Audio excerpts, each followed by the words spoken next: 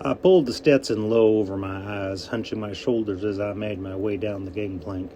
I had been out in the constant cold drizzle of rain for less than 10 minutes, and I was already sick of England. Spitting a stream of tobacco juice into the murky water of the Thames, I wiped my mustache with the back of my hand. The dock was swarming with coolies unloading cargo and urchins racing past people's legs. A line of carriages had queued up for the more well-heeled passengers, and everything smelled of rotting fish and horse shit. I jawed my tobacco and scanned for the man I was supposed to meet. He wasn't hard to spot, tall and slender with a tailored suit and a bowler hat perched at just the right angle to give off a carefully constructed image of not caring. A Chinaman stood beside him holding an umbrella. Moving through the crowd and swatting away urchins, I caught the man's eye. "Sir Algy Wright, I reckon," I said. "Mr. Burdin, I presume," the tall man replied. "At your service," I said, extending my hand. "You can call me Ezekiel." We shook. I was impressed that Wright's grip was solid and firm, not limp and flaccid like so many English dandies I'd met before. "My man can take your bag," Wright said. "No need, I can carry it just fine." "As you wish, I have a carriage waiting if you'll follow me." I trailed Wright and his manservant to an elegant black coupe with gold pinstriping. The Chinaman held the door open for the two of us and then got up in the seat beside the driver. Wright knocked on the roof with his ivory-tipped cane, and the carriage moved forward, rattling over the cobbles. "We appreciate you coming so quickly," Wright said. "Your family has quite the reputation, as do you of your own right, although, given the stories, I'd expected a much taller man, no offense intended." "None taken," I said, spitting a stream out the window. "Your telegram was vague. Just what are we dealing with?" "Gentlemen are turning up dead in the Whitechapel district, completely drained of their blood." "Ain't that where that Jack fellow's been cutting up hookers?" "The same. The papers are having a field day with their vampire of Whitechapel, as if having the Ripper alone wasn't enough to fill the broadsheets." "You said in the telegram Queen Vic requested me by name." "Oh, yes. Her Majesty has been most anxious for this matter to be resolved, ever since the Lord of Tadcaster's son was found murdered." "Must chap your hide having to call for a Yank to solve your problems." I grinned and spat more tobacco out the window. "It's ruffled some feathers in the agency, but I don't particularly mind engaging your assistance. I'm not too proud to admit that we haven't been able to make much progress."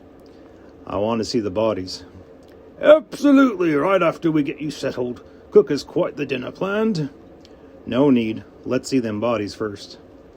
Wright shrugged and shouted new directions to the driver. After a time, we pulled up to a large house in Notting Hill. Wright's manservant opened the carriage door and held an umbrella for his master. The drizzle had turned into a light mist that chilled to the bone, and I pulled up the collar of my duster. We mounted the steps, and Wright banged on an ornate knocker. An elderly man opened the door and smiled. "Oh, Sir Wright, so good to see you." "Likewise, Adjutor, you know my manservant, and this is Mr. Burdin from America." "A pleasure to meet you, Mr. Burdin, and welcome to Bennet House. May I take your coat?" "Obliged," I said. Wright took note of the mare's leg shotgun strapped to my thigh, the Colt Peacemaker hanging at my hip, the machete slung under my left arm, and the bird's head revolver tucked behind my back. "I say, do all Americans travel armed to the teeth like that?" he inquired. "Never can have too many guns," I replied. Producing a short bowie knife, I cut off a plug of tobacco. "Or knives. I reckon it's better to be safe than sorry." "Indeed," Wright said.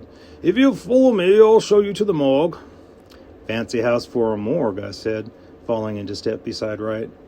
"This is where the agency houses its laboratories and performs most of its research. We believe in using the latest tools science has to offer in combating our foes." "I've always found a good sharp machete does wonders," I said, "but I reckon a bit of science can't hurt none." We filed down a long, narrow staircase and into a cold, gaslit cellar. A man in a long white coat was busy sawing through the chest of a cadaver. "Dr. Wilson!" Wright exclaimed. The doctor looked up and wiped the blood spatter off his glasses. "Oh, Algy, old boy, what brings you down here?" "This is Mr. Burdin from America. He'd like to see the Whitechapel lads." "Jolly good, but while you're here, take a look at this poor chap and tell me what you make of it." Wright moved over to the body and held a handkerchief to his nose. "Multiple lacerations to the chest and thighs," he said. "Deep bites on the forearms. No doubt the man was attempting to defend himself. And his throat's been torn right out." Wright took out a pencil and poked into one of the wounds. Incredibly large canines. What do you say, Mr. Burdin? I spit into a bucket on the floor and looked over the body. Ain't a werewolf. Ain't no Bigfoot neither. I'd almost say it was a wampus cat, but them claw marks aren't nearly deep enough. It was a barghest, Wright said. Native to England, huge black dog. Usually haunts old forests and the like, rare to have them in the city. That's what I was thinking too, Dr. Wilson said. I'll get Walker on it. He's the best hellhound hunter we've got. Good call, Wright said. Now about those Whitechapel lads, eh?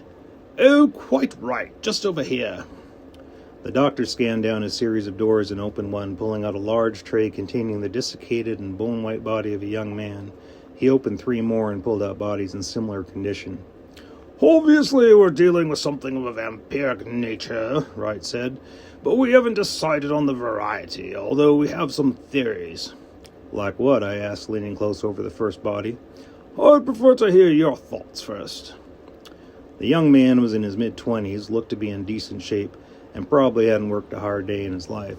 His fingernails were clean and fastidiously trimmed.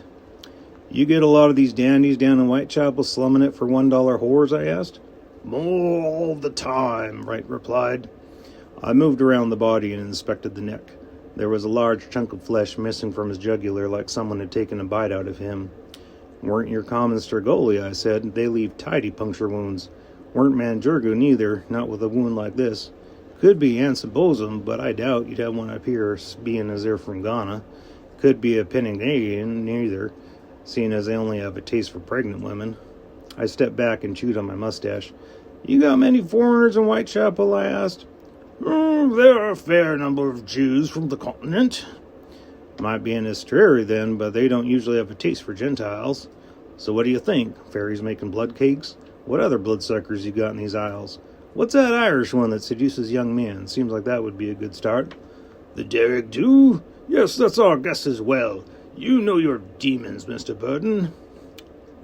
Now, keep in mind that monsters and demons don't really exist.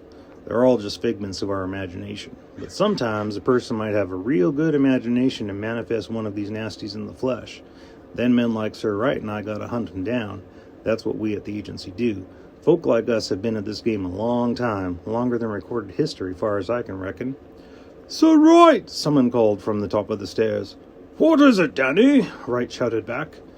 A young man with a shock of hair like a haystack came down the stairs 2 at a time. Got another one down in Whitechapel, sir. Oh, perfect timing, Wright said. Shall we, Mr. Burdin? I nodded and followed them back up the stairs.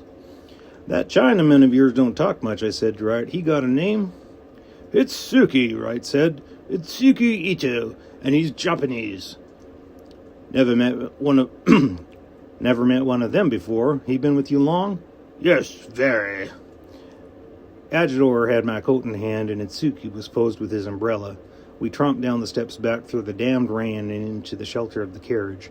Wright tapped the roof with his cane, and we were off to Whitechapel.